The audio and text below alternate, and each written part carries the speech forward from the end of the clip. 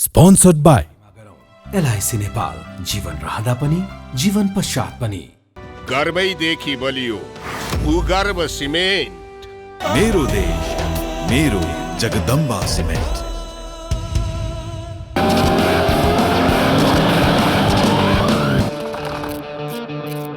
गुणस्तरीय प्लम्बिङको भरपर्दो नाम मार्बल। म पनि आजै नेपाल टेलिकमको एन्टी फाइबर सेवा लिन्छु। नेपाल टेलिकम, राष्ट्रको सञ्चार।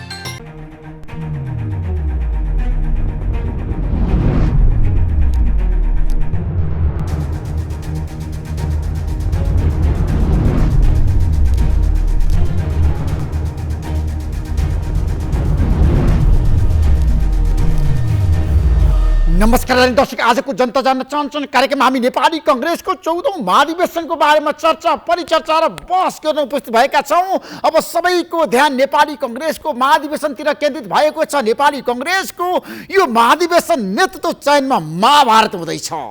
को बन्ला कांग्रेसको सभापति? पर्सीबाट सुरु हुँदैछ महाधिवेशन। पर्सी भुर्कुटी मण्डपमा भव्य रूपमा नेपाली कांग्रेसको महाधिवेशन उद्घाटनको तयारी भइरहेको छ। काठमाडौँलाई यतिखेर सिंगार पटार गरिएको छ। कांग्रेसको झण्डा र रुख चिन्ह जत्ता ततै टाङ्गिएको छ, ब्यानर पनि राखिएको छ।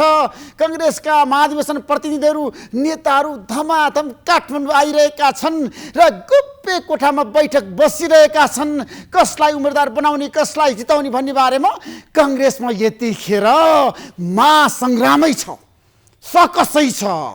पार्टी सभापति शेरबहादुर देउवाले आज आफ्नो पक्षधरहरूलाई बोलाउनु भयो र भन्नुभयो को बन्ने उपसभापति, को बन्ने महामन्त्री, को बन्ने सहमहामन्त्री, कसलाई बनाउने केन्द्रीय सदस्य तपाईहरूले अब भन्नुहोस् भन्दाखेरि कसैले पनि नाम दिन सकेनन्। सबैले दाबी गरे म बन्छु उपसभापति, मलाई चाहिन्छ पद। सबैले भने महामन्त्री म बन्नुपर्छ भने र सहमहामन्त्रीको त यति नाम शेरबहादुर देउवाको अगाडि पुग्यो कि उहाँ नै छक्कै पर्नुभयो। धेरै नाम केन्द्रीय सदस्य को बन्ने शेरबहादुर देउवा त नाम देखेर छक्कै पर्नुभयो। अब उहाँले कसरी व्यवस्थापन गर्नुहोला पदाधिकारीहरूमा, कसलाई बनाउनु होला उपसभापतिको उम्मेदवार, को बन्ला महामन्त्रीको उम्मेदवार, धेरैको दाबी छ, धेरै आकाङ्क्षीहरू छन्। त्यसैले शेरबहादुर देउवाले जिम्मेवारी पाउनु भएको छ उम्मेदवार छनौट गर्नको लागि। आजको कार्यक्रममा हामी यसबारेमा विशेष चर्चा परिचर्चा र बहस गर्दैछौँ। तपाईँहरू सबैलाई थाहा छ रामचन्द्र पौडेल समूहले त आज दिनभरि बैठक बस्यो, बिहान पनि बेलुका पनि, अहिलेसम्म उम्मेदवार तय गर्न सकेन सभापति को बन्ने। शशाङ्क कोइराला ब्याक हुनुभयो। हिजो भन्नुभयो शशाङ्कले म रामचन्द्र पौडेललाई समर्थन गर्छु। रामचन्द्र पौडेलले भन्नुभयो तपाईँहरू दुईजना मिलेर आउनुहोस् प्रकाशमान सिंह र शेखर कोइरालालाई। तर उहाँहरू मिल्न सक्नु भएन। दुवैले दाबी छोड्नु भएको छैन। दुवैले भन्नुभएको छ म पनि सभापति बन्छु, म पनि सभापति बन्छु। अब को बन्ला त सभापति? साक्षीबारीमा आज बैठक भयो। शीर्ष नेताहरू र युवा नेताहरू सबै बसेर सहमति खोज्नको लागि धेरै प्रयत्न गरे, तर सहमति निस्केन, सहमति हुन सकेन। सहमति नभइसकेपछि रामचन्द्र पौडेलले त स्पष्ट रूपमा भन्नुभयो यदि तपाईँहरू मिल्नुहुन्न भने म राजनीतिबाट सन्यास लिन्छु। अब के होला त? भोलिको बैठकमा के होला? रामचन्द्र पौडेल समूहले भोलि पनि बैठक बोलाएको छ र भोलि साझा उम्मेदवार तय गर्ने भनेर भनिरहँदाखेरि त्यो सम्भव छ? अब को ब्याक होला त? प्रकाशमान सिंहले भन्नुभएको छ म कुनै पनि हालतमा ब्याक हुन्न, म उम्मेदवारी दिन्छु, सभापति बन्छु। र शेखर कोइरालाले भन्नुभएको छ देशभरिको समर्थन मलाई छ, कार्यकर्ताले मलाई भनेका छन्, जिल्ला सभापतिहरूले मलाई भनेका छन् तपाईँ उम्मेदवार बन्नुपर्छ भनेर। म छोड्दिनँ, म पनि उम्मेदवार बन्छु। अब को होला त उम्मेदवार? साँच्चै सहमति होला? शेरबहादुर देउवा विरुद्ध साझा उम्मेदवार तय गर्न सक्नुहोला? रामचन्द्र पौडेल समूहका नेताहरू एकै ठाउँमा बस्दाखेरि त्यहाँ झगडै भयो, द्वन्द्व भयो, मुखामुख भयो, आरोप प्रत्यारोप भयो एक आपसमा, तर आज सहमति हुन सकेन।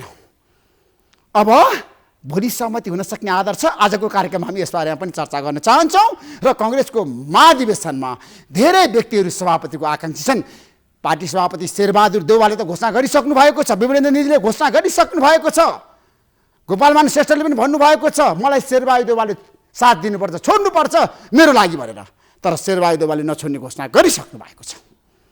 र रामचन्द्र पौडेल समूहले साँच्चै कसलाई उम्मेदवारीको रूपमा अगाडि सार्छ त्यो हेर्न बाँकी छ। त्यो समूहमा पनि समस्या छ, सङ्कट छ। र कृष्णप्रसाद सिटौलाले यतिखेर के गर्नुहुन्छ सबैको ध्यान त्यतातिर केन्द्रित भएको छ। शेरबहादुर देउवासँग उहाँको सहकारी होला, समीकरण बन्ला त वार्ता जारी छ। आज रामचन्द्र पौडेल पनि जानुभयो, कृष्णप्रसाद सिटौलाको निवासमा गएर भन्नुभयो म सभापतिको उम्मेदवार बने भने तपाईँले मलाई सहयोग गर्नुपर्छ, समर्थन गर्नुपर्छ। आजको कार्यक्रममा हामी यस बारेमा विशेषमा चर्चा गर्छौँ। कङ्ग्रेसको नीतिको बारेमा छलफल छैन, वैचारिक बहसमा कङ्ग्रेस आज उभिन सकेको छैन।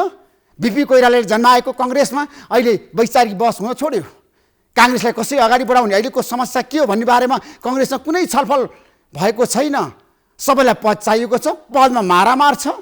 त्यसैले आजको कार्यक्रममा हामी यस बारेमा विशेषमा चर्चा गर्न चाहन्छौँ र सबैको ध्यान यतिखेर कङ्ग्रेसको महाधिवेशनतिर केन्द्रित भइरहँदाखेरि एमाले महाधिवेशन गर्यो, लाखौँ जनता सडकमा उतार्यो।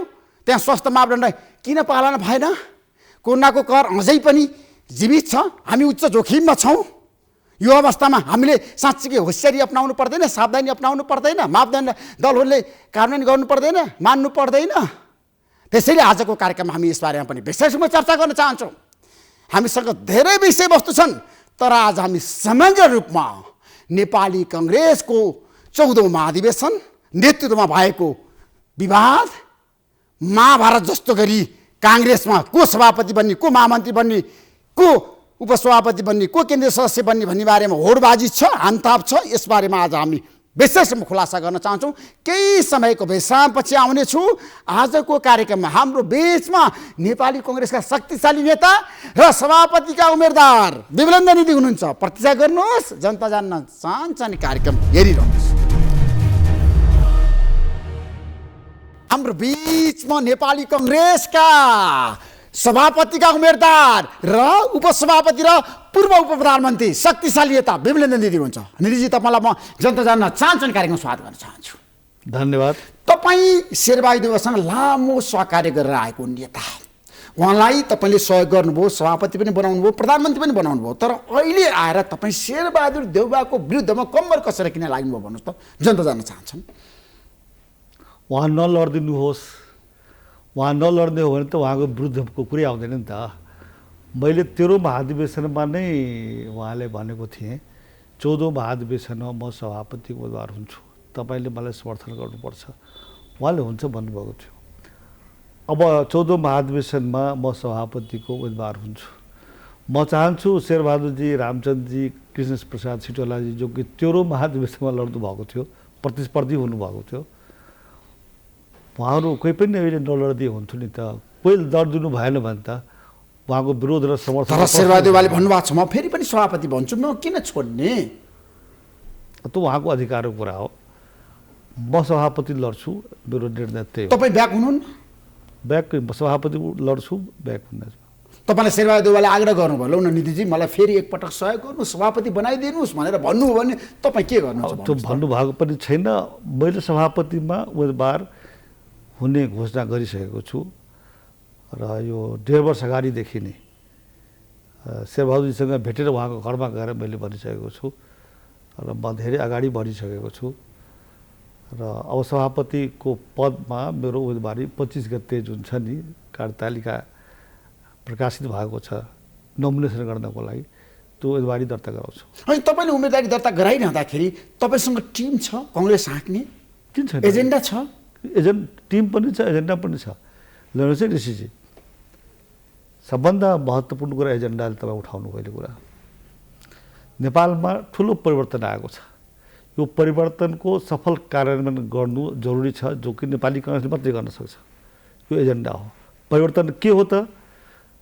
मैले भन्दै गरेको छु, गणतन्त्र, सङ्घीयता, समावेशिता, मिश्रित निर्वाचन प्रणाली र धर्मनिरपेक्षता, यो 5वटा परिवर्तन एकैपटक भएको छ।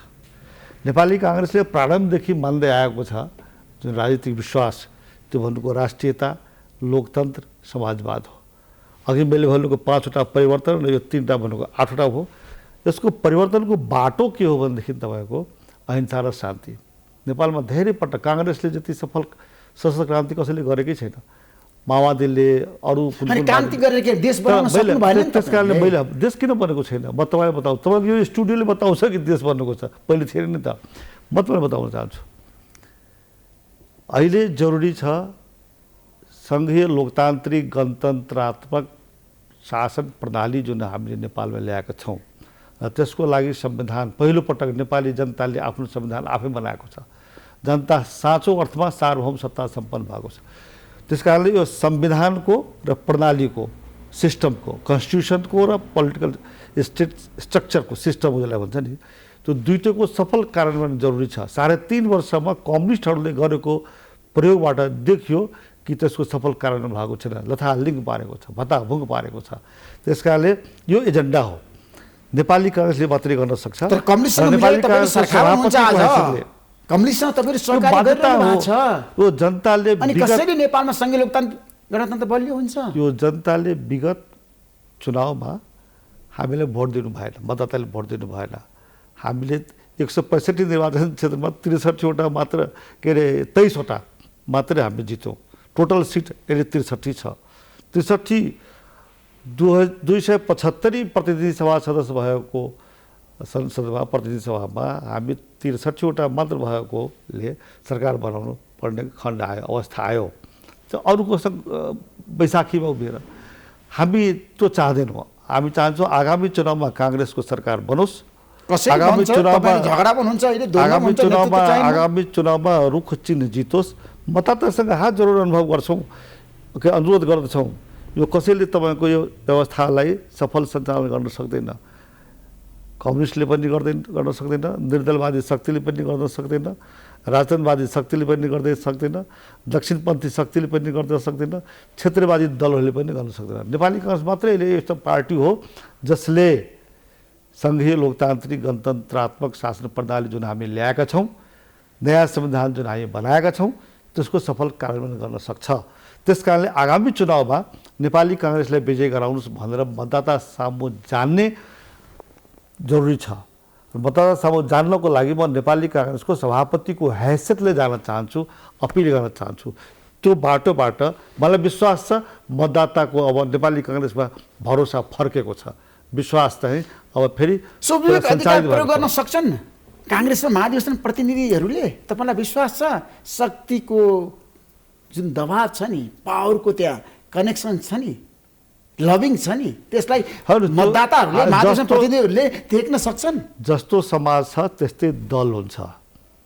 समाजको उत्पादन हो, समाजकै रिफ्लेक्सन हो पोलिटिकल पार्टीहरू, मान्छेहरू हुन्छ नि त। तर म एउटा कुरा भन्छु, नेपाली काङ्ग्रेसले सधैँ तपाईँको स्वाभिमानी र जिम्मेवारपूर्ण निर्णय गरेको छ।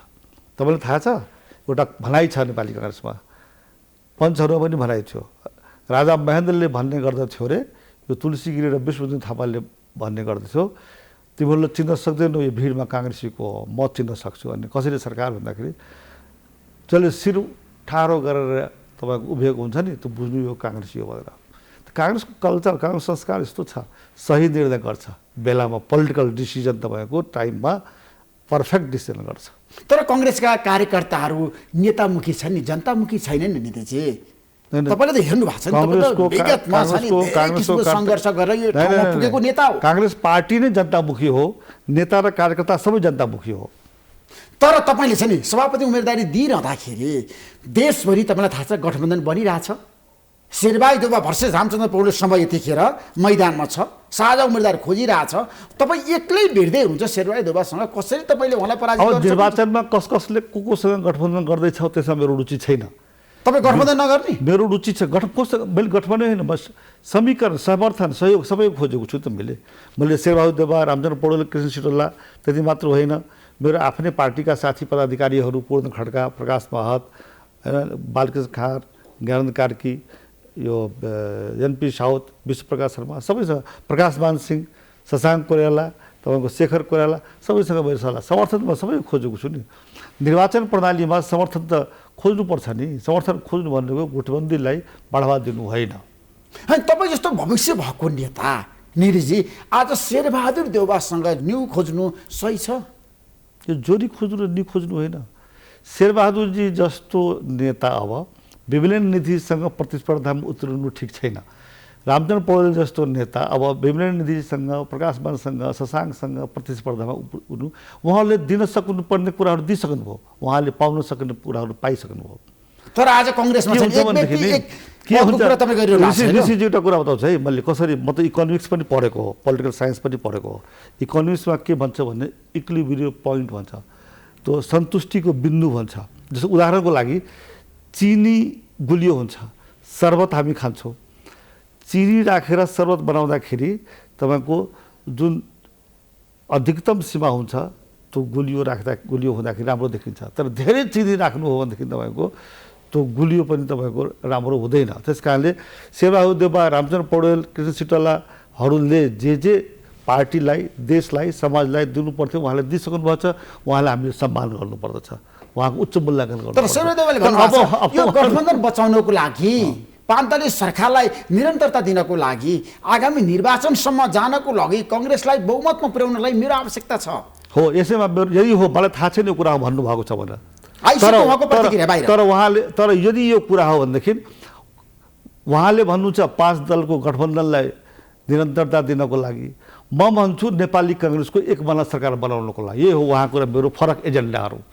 आगामी निर्वाचनमा नेपाली काङ्ग्रेसको एक बना सरकार बनाउन जरुरी छ।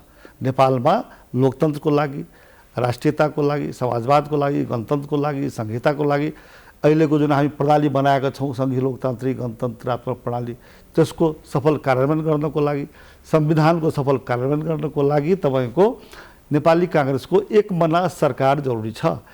एक मना सरकारको लागि हामीले आगामी चुनाव बेलासम्म पर्खिनुपर्छ। अब चैतदेखि सुरु हुन्छ नि तिनै तहको 11-12 महिनामा तपाईँको स्थानीय तह प्रदेश तह संसदीय तहको चुनाव हुन्छ। नेपाली काङ्ग्रेसको एक मना सरकार चाहिएको छ मलाई गठबन्धनको सरकार चाहिएको छैन। अब आउने चुनावमाबाट गठबन्धनको सरकार आओस् भन्ने मेरो एजेन्डा होइन यही हो जसको एजेन्डा गठबन्धनको सरकार बनाउनु पर्छ। शेरबहादुर देउवाले भन्नुभएको छ मिलेर जानुपर्छ निर्वाचनमा 5 दल मिलेर जानुपर्छ। अहिलेको संसदमा गठबन्धनको सरकार नबनिकन हुँदैन त्यसकारणले गठबन्धनको सरकार बन्यो नेपाली काङ्ग्रेसले नेतृत्व गर्यो। अहिलेको प्रतिनिधि सभाको अवधिसम्म यो गठबन्धन कायम रहनु जरुरी छ ठिक छ आवश्यक छ। तर आगामी निर्वाचनमाबाट गठबन्धनको सरकार बन्नुहोस् भनेर मेरो चाहना छैन जनताको चाहना छैन काङ्ग्रेसी सदस्यहरूको चाहना छैन केन्द्रदेखि बडा तहसम्मको सबैको चाहना छ आगामी चुनावमा नेपाली काङ्ग्रेसको एक मना सरकार बनोस्।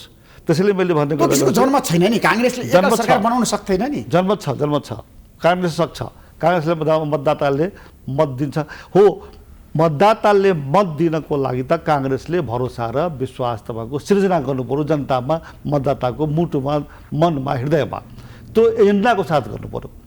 शेरबहादुर गर्न सक्नुहुन्न सबैलाई समेटेर लान सक्नुहुन्न होइन उहाँले जति गर्न सक्नुपर्छ त्यो गरिसक्नु हो। होइन अब फेरि एकपल्ट सभापति भएर सबैलाई समेटेर लिएर अब उहाँले बहुमतको सरकार बनाउनु उहाँको सङ्कल्प छ। फेरि भन्दैछु म उहाँको एजेन्डा छ फेरि एकपटक सभापति बनौँ मेरो एजेन्डा छ अब एक वाला सरकार बनाऊ फरक यही हो नि त। त्यसमा शेरबहादुर तपाईँको बिचको सम्बन्ध टुट्यो अब सम्बन्ध टुट्यो र जुट्नेसँग सम्बन्ध छैन यो विषय तपाईँहरूले होइन प्रतिस्पर्धामा जानु चुनावमा जानुको सम्बन्ध टुट्नु र जुट्नुसँग छ यो मेरो एजेन्डा मैले भने त यो अर्को कुरा बताउँछु तपाईँको यो मुलुक तपाईँको जुन 3 करोड जनसङ्ख्या छ यो बहुभाषिक छ बहुधार्मिक छ बहुजातीय छ बहुलैङ्गिक छ विविधताहरू छ नि त विविधताले नै भरिएको देश हो यो डाइभर्सिटी नै हाम्रो सोसाइटी हो डाइभर्स सोसाइटी छ हाम्रो देशमा। अब युनिटी एमङ डाइभर्सिटी कसरी हुन्छ भनेदेखि डाइभर्सिटीहरूको पहिचान डाइभर्सिटीहरूको प्रतिनिधित्व र डाइभर्सिटीको स्वामित्व अहिलेको संरचनामा त्यही भएको छ अहिलेको संविधानमा त्यसैको व्यवस्थापन गरिएको छ। अब यहाँ आदिवासी दलित जनजाति महिला मधेसी मुस्लिम थारू अल्पसङ्ख्यक पिछडा क्षेत्र तेस्रो लिङ्गी थरीको जनता छ नि त यो देश सबैको हो र त्यसैले यो संविधान पनि सबैको हो यो शासन प्रणाली पनि सबैको हो त्यसैले नेपाली काङ्ग्रेस पनि सबैको हो यो हो एजेन्डा म यसलाई सुनिश्चित गर्न चाहन्छु। नेपाली सम्झौता गर्नुपर्ने स्थिति आयो शेरबहादुर देउवाले तपाईँको बिचमा अब कुरा मिल्दैन यदि रामचन्द्र पौडेल समूहबाट कोही एक व्यक्ति साझा उम्मेदवार भयो अथवा प्रकाशमान सिंह शेखर कोइराला अथवा शशाङ्क जोसुकै होस् रामचन्द्र पौडेल जोसुकै होस् भयो भने तपाईँ उहाँलाई साथ दिनुहुन्छ म के चाहन्छु भनेदेखि मैले यो शेरबहादुर देउवालाई हराउनको लागि सभापति बनाउन दिन कसैले हराउन कसैले जिताउनु होइन मैले भने परिवर्तन जरुरी छ आज नयाँ पुस्ता आउनु जरुरी छ नेपाली काङ्ग्रेसमा रूपान्तरण सँगसँगै रूपान्तरण भन्ने वैचारिक कुरा हो। रूपान्तरण सँगसँगै पुस्तान्तरण र पुस्ता हस्तान्तरण तीनटा टर्मोलोजी म निवेदन गर्न चाहन्छु। रूपान्तरण, पुस्तान्तरण र पुस्ता हस्तान्तरण यो जरुरी छ। त्यसको लागि यो आवश्यक छ कि अब शेरबहादुरजी, रामचन्द्रजी र सिटोलाजीहरू तपाईँको राज्यको फरक भूमिकामा, पार्टीको फरक भूमिका उहाँहरू निष्क्रिय बस्ने होइन, उहाँहरूले सन्यास लिनु होइन, फरक भूमिकामा जाने। अब नेपाली काङ्ग्रेसको तपाईँको कमान्ड, नेपाली काङ्ग्रेसको नेतृत्व, नेपाली काङ्ग्रेसलाई सञ्चालन गर्ने, परिचालन गर्ने, सङ्गठित गर्ने र जनता र देशको सामुन्नेमा प्रस्तुत गर्ने सफल भूमिकाको साथ त्यो जिम्मेवारी अब उहाँहरू बाहेकका साथीहरूले दिनुपर्दछ। अब जस्तो म, प्रकाशमान, शशाङ्क, शेखर यिनीहरू मध्येबाट दियो भने राम्रो हुन्छ। त्यसपछिको पुस्ता आउँछ। म तपाईँले पुस्तान्तरको कुरा गरिरहँदाखेरि शेरबहादुर देउवा, कृष्णप्रसाद सिटौला, रामचन्द्र पौडेल ब्याक हुनुभयो भने तपाईँ होइन उहाँ शशाङ्क, शेखर अथवा प्रकाशमान र म दुईटा कुरा भन्छु। यो मेरो अरूसँग सम्झौता गर्न सक्नुहुन्छ जोसुकै होस्, सभापतिको उम्मेदवार। यो मेरो र जनताको र नेपाली काङ्ग्रेसको र सोसाइटीको चाहना हो कि उहाँहरूको सट्टामा उहाँ नयाँ मान्छे आओस्। तर अधिकार त उहाँहरूको सुरक्षित छ नि त। उहाँहरू तीनैजना लड्नु भनेदेखि त त्यो अधिकारलाई इन्कार गर्न सक्दैन। हामी पनि लड्छौँ, म पनि लड्दैछु। कसैको अधिकारलाई तपाईँको निषेध गर्नु हुँदैन। अब छलफल गरेर सहमतिमा पुग्ने एउटा कुरा हो। छलफल गरेर मैले भनेको थिएँ 7वटा 8वटा उम्मेदवार छौँ, त्यसमा यदि कुनै एकजनाको माथि सहमति हुन्छ भने बाधक बन्दैन। 4 जनामा पनि उम्मेदवार छौँ हामी, म, प्रकाशमान, शशाङ्क, शेखर, कुनै एकजनामा सहमति हुन्छ भने म बाधक बन्दैन। शेरबहादुर देउवा यदि उठ्नु भएन भने होइन उठ्यो भने पनि उठ्नु भयो भने यो मैले त शेरबहादुर देउवा नउठिदिनुहोस् भन्ने मेरो इच्छा चाहना भने नि त। तर उहाँको अधिकारलाई मैले कसरी निषेध गर्न सक्छु, कसरी रोक्न सक्छु? कसैको अधिकारलाई पनि मेरो अधिकार उहाँले भन्नु, मैले तपाईँलाई थाहा छ अस्तिको भेटघाटमा बलवाटरमा उहाँले भन्नुभएको थियो। मैले उहाँलाई भने तपाईँलाई ज्योतिषीले त 5 पटक पो प्रधानमन्त्री पो हुन भनेको छ त, सभापति हुन भनेको थिएन, हाँस्नुभयो। अनि उहाँले भन्नु के भनेदेखि तपाईँ अब मान्नुहुन्न, तपाईँको अधिकार छ, शुभकामना छ तपाईँलाई। त उहाँले मलाई पनि भनिसक्नुभयो कि तपाईँको अधिकार छ। अब अधिकार त उहाँको पनि हो नि त। तर अब उहाँले जति दिनुपर्ने थियो, मैले अघि भने चिनी जति गुलियो हुनु पर्ने त गुलियो भइसक्यो, त्यसको स्वाद पाइसक्यो, त्यसको प्रयोग भइसक्यो। नेपाली कङ्ग्रेसको विधान अनुसार शेरबहादुर देउवा अगाडि बढिरहनु भएको छ होइन। मैले भने उहाँले चुनाव लड्नुहुन्छ भने त्यो अधिकार छ उहाँको, त्यो त कसले रोकेको छ र? तर म यो पटकको कुराको बारेमा एउटा चर्चा गर्न चाहन्छु। उहाँले भन्नुहुन्छ उहाँको यो 5औं पटक प्रधानमन्त्री हो कि होइन? 5औं पटक प्रधानमन्त्री हुँदा त्यो कुन बेला प्रधानमन्त्री भयो त्यो गर्नुहुन्छ उहाँले? नेपाली काङ्ग्रेस प्रजातान्त्रिक जो कि छुट्टै पार्टी छ नेपाली काङ्ग्रेसको, त्यसको पनि उहाँ सभापति हुनुहुन्थ्यो। उहाँले बेला बखतमा भन्दै हुनुहुन्छ उहाँको पक्ष मानिसहरूले, उहाँले आफै पनि त्यो त नेपाली काङ्ग्रेस प्रजातान्त्रिकको सभापति भएको थिएँ म, त्यो त त्यसको गणना हुँदैन। त्यसो भए नेपाली काङ्ग्रेस प्रजातान्त्रिकको पालोमा तपाईँ प्रधानमन्त्री हुनुभएको थियो, त्यो पनि गणना गर्नुहुन्न तपाईँ? अचम्मको तर्क छ यो तर्क तपाईँ कुनै तपाईँ सान्दर्भिक र उपयोगी तर्क होइन, निरर्थक तर्क हो यो। के भन्ने आफ्नो महत्त्वाकाङ्क्षाको, आफ्नो यसलाई माफ गर्नु होला, यसलाई सत्ता लिप्सा भन्छ कि, सत्ता लिप्साको लागि जुनसुकै तर्क राखिदिए भइहाल्यो नि त। होइन, तपाईँ र शेरबहादुर देउवाको जुन किसिमको सम्बन्ध थियो, लामो सम्बन्ध थियो, यो बिग्रिनुको कारण चाहिँ दोषीको तपाईँ कि शेरबहादुर देउवा? यो सम्बन्ध बिग्रिनुको कारण होइन। तपाईँको कुरा म नेपाल, मेरो उद्देश्य कसैलाई वारपार लडाइँ गर्दैसँग छैन। मेरो उद्देश्य नेपाली काङ्ग्रेसलाई आगामी चुनावमा जिताउनु हो। त्यसकारण नेपाली काङ्ग्रेसलाई तरोताजा भएर नयाँ रूपमा तपाईँको नेतृत्व विकसित गरेर नयाँ रूपमा तपाईँको परिचालन गर्नु, प्रस्तुत गर्नु हो, त्यो मेरो उद्देश्य हो। अब त्यो मेरो उद्देश्य द्वन्द्व चाहिँ कहाँबाट सुरु भयो? तपाईँले यो प्राइम टेलिभिजन चलाउनु भएको छ नि, तपाईँको यो सो छ नि, जनता जान चाहन्छ, नयाँ रूपमा चलाउनु भएको छ नि त। जनता अरू टेलिभिजनवालाहरूले तपाईँको टेलिभिजनमा पनि धेरै किसिमको कार्यक्रम छ, त्यसले के कसैको विरुद्धमा आउँछ र त? तपाईँ सफल हुनुभएको छ, लोकप्रिय हुनुभएको छ, अब त्यो तपाईँको कुरा हो। त्यस कारण म कसैको विरुद्ध र कसैको समर्थनको लागि होइन। मैले के भनेको छु भने इतिहासको कुरा गर्ने हो, भविष्यको कुरा गर्ने हो भने, अभिलेखको कुरा गर्ने हो भनेदेखि उहाँ 5 पटक प्रधानमन्त्री भइसक्नुभयो। बरु रामचन्द्र पौडेलजी प्रधानमन्त्री हुनुभएको छैन अहिलेसम्म। उहाँ 17 पटक प्रधानमन्त्रीको लागि तपाईँको कोसिस पनि गर्नुभयो, तर हुन सक्नु भएन। तर हिजो पुरञ्जन आचार्यले भन्नुभयो जनता जान्न चाहन्छन् कार्यक्रममा, मधेसबाट अहिलेसम्म नेपाली कङ्ग्रेसमा कोही पनि सभापति भएको छैन। विभिन्न नीति बन्दाखेरि राम्रो हुन्छ भनेर उहाँले तर्क गर्नुभयो। म धेरै धेरै धन्यवाद दिन्छु पुरञ्जन आचार्यले यस्तो भन्नुभएको छ भने। हेर्नु भएन तपाईँले इन्टरभ्यू? मैले हेरेको छैन। उहाँले तपाईँको बारेमा व्यापक रूपमा बखान गर्नुभएको छ। गजब, म उहाँलाई धेरै धेरै धन्यवाद दिन्छु। पुरञ्जन आचार्यजीको यो सन्देश सबैले सुन्छ होला नि त, त्यो मलाई थाहा छ। उहाँ धेरै स्थापित तपाईँको विश्लेषक हुनुहुन्छ, चिन्तक हुनुहुन्छ उहाँ। त्यसो भए नीतिजी आज तपाईँ एकदम खुलस्त पारिदिनुहोस्, अब शेरबहादुर देउवाले सभापति बन्न सक्ने आधार छ कि छैन? फेरि एकपटक। आधार छैन। समाप्त भयो त्यो आधार? शेरबहादुर देउवाको त चाहना मात्रै छ फेरि बनिरहँ भनेर, आधार चाहिँ छैन। शेरबहादुर सभापति बन्न सक्नुहुन्न त? आधार पनि छैन, आवश्यकता पनि छैन। आवश्यकता यसको अर्थ भनेको मैले के, उहाँले जति गर्नु सक्नुहुन्थ्यो डेमोक्रेसीको लागि, जेल जानुभएको छ, दुःख गर्नुभएको छ। मभन्दा पहिलोको 8 वर्षमा नेविसङ्घको सभापति हुनुहुन्थ्यो, उहाँको कमिटीमा म थिएँ। उहाँ प्रधानमन्त्री हुँदाखेरि मलाई मन्त्री बनाउनु भयो। उहाँ प्रधानमन्त्री हुनुभन्दा पहिले तपाईँ म उपप्रधानमन्त्री र के अरे गृहमन्त्री पनि भएँ, हामीसँगै छौँ। त्यस कारणले त्यो मूल कुरा के छ भने उहाँले जति काम गर्न पर्दथ्यो, गर्न सक्नुहुन्थ्यो, त्यसको लाभ नेपाली काङ्ग्रेसले लिइसकेको छ, देशले लिइसकेको छ, लोकतन्त्रले लिइसकेको छ, गणतन्त्रले लिइसकेको छ, समाजले लिइसकेको छ। त्यस कारण अब तपाईँको अब भूमिका अरूले प्रदान गर्न सक्छ। अब देशको लागि सङ्घीय लोकतान्त्रिक गणतन्त्रात्मक जुन शासन प्रणाली छ त्यसको सफल सञ्चालनको लागि अब नेतृत्व परिवर्तन गर्नुपर्छ, ड्राइभर फेर्नुपर्छ। के राम्रो ड्राइभिङ उहाँले गरिसक्नुभयो, जे गर्नु थियो त्यो। अब चाहिँ अर्को प्रणाली अर्को आयो नि त, गाडी नयाँ आयो नि, म कुनै कम्पनीको गाडीको नाउँ लिन चाहन्न, तर के हुन्छ भने हामी एक राम्रो राम्रो गाडी दिन्छौँ, आधुनिक प्रणालीको गाडी हेर्छौँ नि त। त्यसको लागि ड्राइभर पनि हामी उत्तिकै तपाईँको कम्फर्टेबल खोज्दछौँ नि त। त्यस कारणले अब ड्राइभर यो देशको शासन प्रणालीको ड्राइभर चाहिएको, शासन प्रणालीसँग कम्फर्टेबल ड्राइभर चाहिएको छ। त्यस कारणले त्यसको लागि म आफूलाई उपयुक्त ठान्दछु। तर नेपाली कङ्ग्रेसभित्र तपाईँले धेरै द्वन्द्व देख्नु भएको छ नि। कृष्णप्रसाद भट्टराई र गिरिजाप्रसाद कोइरालाको द्वन्द्व कसरी भयो? पार्टी सभापति र प्रधानमन्त्री एउटै व्यक्ति नहुँदाखेरि भयो। अहिले बालकृष्ण खानले पनि हिजो स्पष्ट रूपमा जनता जान्न चाहन्छन् कार्यक्रम भन्नुभएको छ, कङ्ग्रेसमा सभापति र प्रधानमन्त्री एउटै व्यक्ति हुनुपर्छ, नत्र भने ठुलो दुर्घटना हुन्छ। त्यसमा तपाईँको सहमति विमति? त्यसमा छलफल बहस भएको छैन। यसमा सहमति र असहमति हुने तपाईँको खण्ड पनि छैन।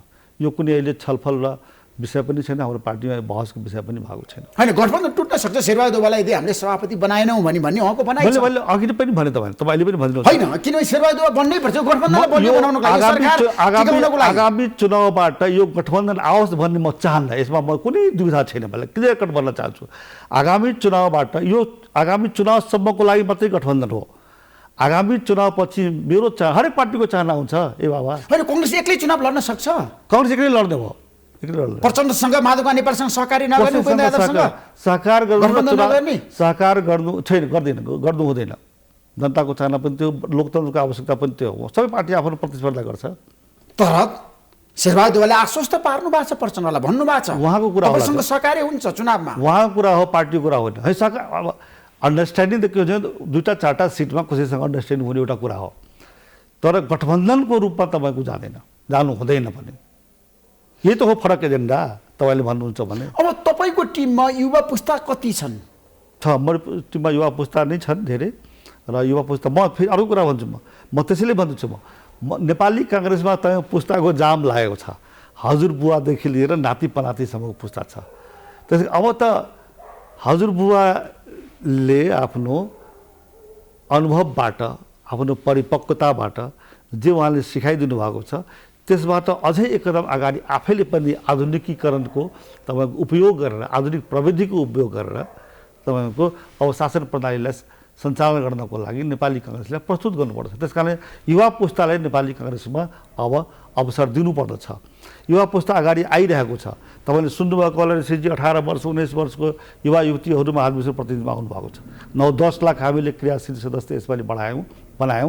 र अहिले महाधिवेशन प्रतिनिधिहरूमा यङ बोइज एन्ड गर्ल्स हाम्रो आउनुभएको छ। त्यसको ऊर्जालाई नेपाली काङ्ग्रेसले प्रयोग गर्नुपर्छ र त्यसलाई हामीले ब्याकबेन्चर बनाएर मात्रै होइन, फलोवर मात्रै बनाउनु होइन, झोला बोक्ने मात्रै बनाउनु होइन, युवा पुस्ताले नेतृत्वको तहमा पनि हामीले अवसर दिनुपर्छ, बाटो छेक्नु हुँदैन। त्यस कारणले म सभापति हुन चाहन्छु।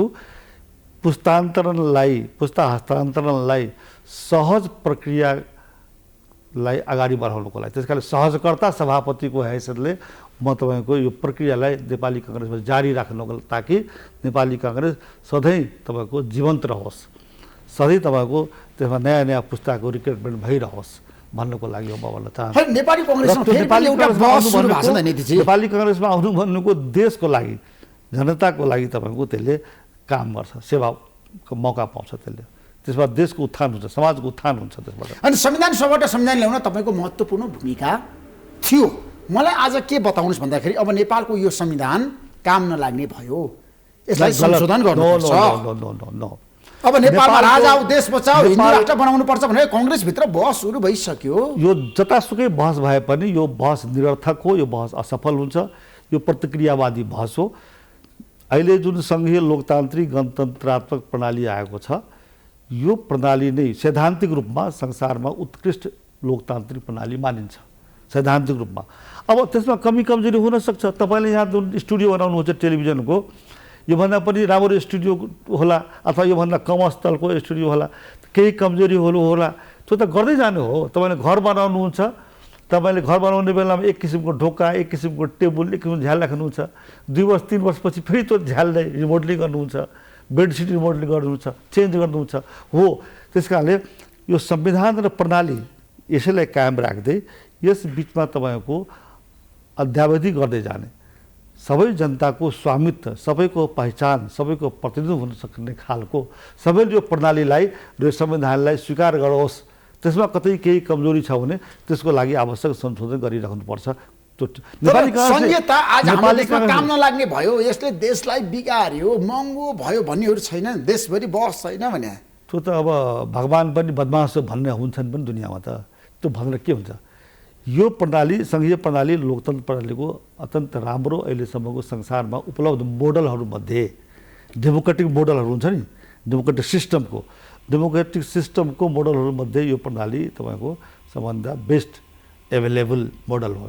त्यस कारणले यो नराम्रो छैन। त्यसो कङ्ग्रेसमा हिन्दू राष्ट्र बनाउने बहस किन सुरु भएको छ त? कङ्ग्रेसका अधिकांश प्रतिनिधिले भन्न थाले हिन्दू राष्ट्र बनाउनुपर्छ नेपाललाई। छैन, नेपाल आफैमा हिन्दू राष्ट्र हो। हिन्दू राज्य भन्नु र हिन्दू राष्ट्र भन्नु दुईवटा अलग अलग कुरा हो। हिन्दू राज्य बन्नु हुँदैन, बनाउन मिल्दैन, बन्दैन पनि। नेपाल हिन्दू राष्ट्र बन्नै सक्दैन। भारत पनि हिन्दू राज्य बन्दैन, नेपाल पनि हिन्दू राज्य बन्दैन। हिन्दू राष्ट्र भन्नुको के हो भनेदेखि तपाईँको यो भावनात्मक विषय हो। राष्ट्रको कुनै सङ्गठनात्मक संरचना हुँदैन। यहाँ हामीले बोलचालको भाषा प्रयोग गरिदिन्छौँ, जथाभावी भनिदिन्छौँ। यो राजनीतिक शास्त्रीहरूलाई सोध्नुहोस् गएर, त्रिभुवन विश्वविद्यालयको र अथवा विश्वविद्यालयको। राष्ट्र भन्नु र राज्य भन्नु दुईवटा अलग अलग कुरा हो। राज्य तपाईँको हिन्दू बन्दैन। म आफै हिन्दू छु, हिन्दू भन्नुमा मलाई गर्व छ। सबै धर्म, यो बहुधार्मिक देश हो, यहाँ हिन्दू, मुसलमान, यहाँ जैन, बुद्धिस्ट, विभिन्न धर्महरू छ नि त। त्यस कारणले यो बहुधार्मिक समाज हो। सबै धर्मलाई आफ्नो आफ्नो आस्थाअनुसार अवलम्बन गर्ने, आचरण गर्ने अधिकार हो। मानव अधिकार त्यसैलाई भन्छ नि त। एउटा धर्मलाई अधिकार हुने, अर्को धर्म अधिकार नहुने। त्यसमा मलाई के बताउनुहोस् भन्दाखेरि राजेन्द्र निगदेले राप्रपाको अध्यक्ष बन्ने बित्तिकै तपाईँले ट्विट गर्नुभयो, उहाँ त हिन्दू राष्ट्रको पक्षधर हो नि त, राष्ट्र संस्था फर्काउनु पर्छ भनेर आन्दोलन गर्छु भनेर घोषणा गर्नुभएको छ उहाँले। मेरो ट्विट हेर्नु भयो नि तपाईँले। मैले के भनेको छु भनेदेखि नेतृत्व परिवर्तनको यो सन्देश हो भनेको छु। सँगसँगै के भनेको छु भने सङ्घीय लोकतान्त्रिक गणतन्त्रात्मक प्रणाली र संविधानको सफल कार्यान्वयनमा उहाँको नेतृत्वमा उहाँको पार्टी, यो पार्टीले योगदान गर्ने विश्वास लिएको छु। मेरो सबै कुरा क्लियर गरेको छु। उहाँको हिन्दू राज्य अथवा राजतन्त्र पुनर्स्थापनाको एजेन्डासँग सहमति हुनु त कुरै छैन मेरो। म त कहिले पनि हुँदैन। म त पहिले पनि तपाईँको गणतन्त्रवादी हो। नेपाली काङ्ग्रेसले संवैधानिक राजतन्त्रको कुरा मान्दाखेरि पनि मेरो मनमा यो बिपीको कुरालाई मेरो साथीहरू थाहा छ। म पहिलेदेखि विचार तपाईँ त्यसो गणतन्त्रवादी नेता हो काङ्ग्रेसमा हो। त्यसपछि नेपालमा राजतन्त्र फर्काउँदै राज संस्था फर्काउन सक्ने सम्भावना छैन। कसैले पनि सक्दैन। त्यो राजतन्त्र फर्काउन आवश्यक पनि छैन, त्यसको उचित पनि छैन। अब इतिहासको विषय भइसक्यो त्यो। अब कसैले कथा कहानी हजुरआमाले सुत्ने बेलामा केटाकेटीलाई खाना खुवाउने बेलामा कथा सुहाउनु छ नि, एउटा देशको राजा थियो, बाबु फलानाको उसको सुन्दर रानी थिइन्, उसको छोरा थियो, छोरी थियो, सुनाउँछ नि। त्यो कथा बनाइराख्नु बेग्लै कुरा हो, तर फर्किनेवाला छैन, फर्काउनु जरुरी छ। कङ्ग्रेसको नीतिमा कुनै परिवर्तन हुँदैन। अब हुँदैन। मलाई के बताउनुहोस् भन्दाखेरि अब कङ्ग्रेसमा पदाधिकारीहरू बढाउनु पर्छ, सभामन्त्री बढाउनु पर्छ, उपसभापति बढाउनु पर्छ, महामन्त्री बढाउनु पर्छ भन्ने बहस सुरु भएको धेरै नेता छ नि कङ्ग्रेसमा। व्यवस्थापन गर्नु परेन, नेताहरूलाई जिम्मेवारी दिनु परेन। यो बहस सुरु भएको मलाई थाहा छैन। भोलिको केन्द्रीय समितिको बैठकमा आउँदैछ त प्रस्ताव? मलाई थाहा छैन। तपाईँ पक्षमा कि विपक्षमा पदाधिकारीहरू बढाउने? अहिले त्यो एजेन्डै नआएको विषयमा पक्ष विपक्ष बोलिरहनु जरुरी छैन। तर कङ्ग्रेस पार्टीमा छ नि तपाईँ जस्ता धेरै नेता छन् नि, उनीहरूलाई जिम्मेवारी दिनु पर्दैन भने? किन दिनुपर्छ? जस्तो संरक्षण छ त्यही भित्रको जिम्मेवारीको व्यवस्थापन गरेको छ त्यो जिम्मेवारी दिनु हो। त्यसमा अहिले विधान संशोधनको आवश्यकता छैन? होइन, मैले त विधान संशोधनको आवश्यकताको बारेमा मैले अहिले भनेको छु के भनेदेखि नेपाली काङ्ग्रेसको सङ्गठन संरचना जुन छ त्यो अलिकति पहिलेभन्दा धेरै जटिल पनि भयो, पहिलेभन्दा लोकतान्त्रिक पनि छ। नेपाली काङ्ग्रेसको आन्तरिक संरचना तपाईँको अरू कुनै पनि नेपालको पार्टी, अरू म भन्न चाहन्छु ऋषिजी, नेपालको मात्र होइन मलाई लाग्छ छेउछाउको देशहरूको कुनै पनि दलहरूभन्दा नेपाली काङ्ग्रेस पार्टीको भित्र हेर्नुहुन्छ भने आन्तरिक लोकतन्त्र तपाईँको उत्कृष्ट छ, तर त्यत्तिकै जटिल पनि छ यो।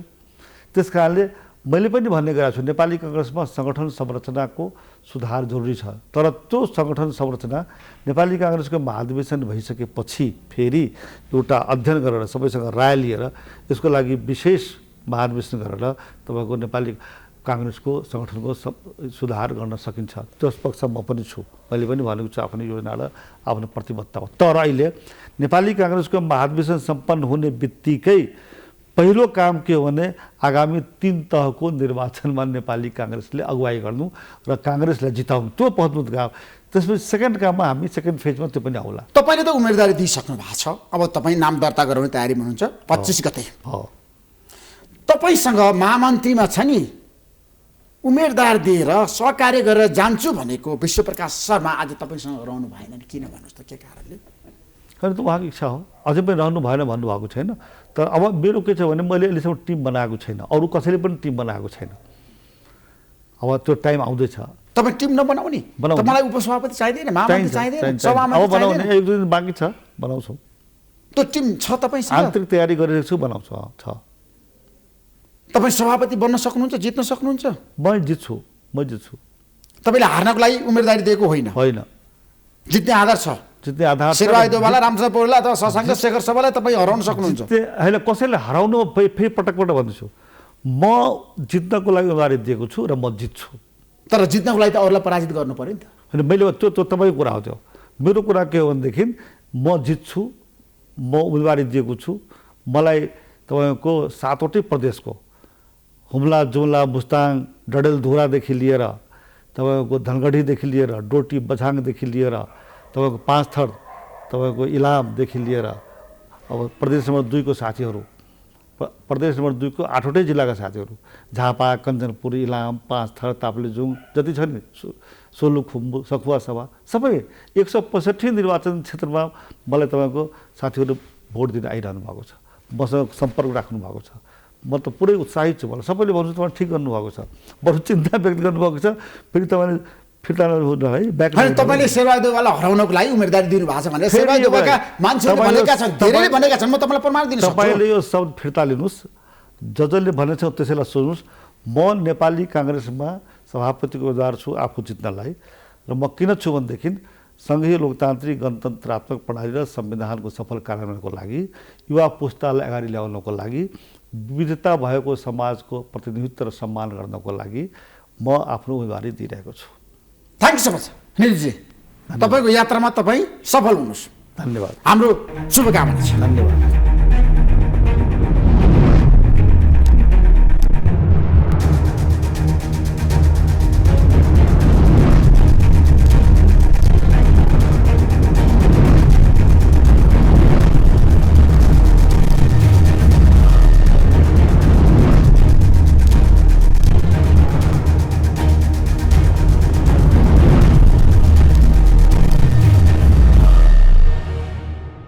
Sponsored by LIC नेपाल, जीवन रहँदा पनि जीवन पश्चात पनि। गर्वैदेखि बलियो भूगर्भ सिमेन्ट। मेरो देश मेरो जगदम्बा सिमेन्ट।